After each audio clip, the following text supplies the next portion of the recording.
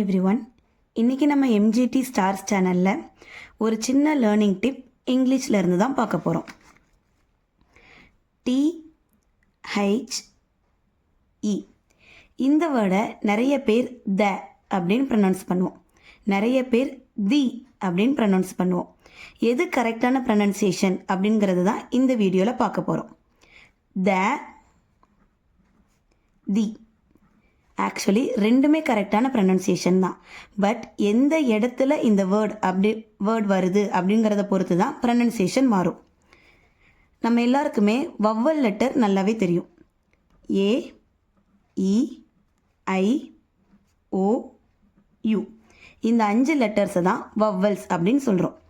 இந்த 5 இல்லாமல் மிச்ச ஆல்ஃபபெட்ஸில் இருக்கிற 21 லெட்டர்ஸுமே கான்சனன்ட்ஸ். ஸோ எங்கெல்லாம் வேர்ட்ஸ் AEIOU இந்த லெட்டர்ஸில் ஸ்டார்ட் ஆகுதோ அங்கெல்லாம் we have to pronounce the.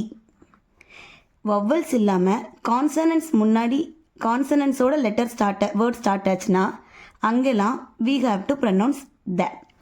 For example, the apple, the orange, the egg, the ice cream, the umpire. So AOIEEIU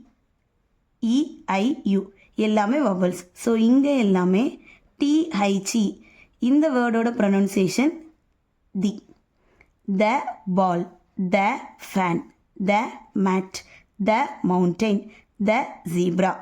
இந்த மாதிரி கான்சனன்ஸ் வேர்ட்ஸுக்கு முன்னாடி எல்லாம் த.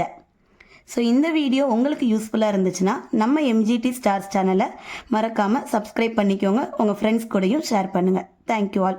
Keep learning, keep growing.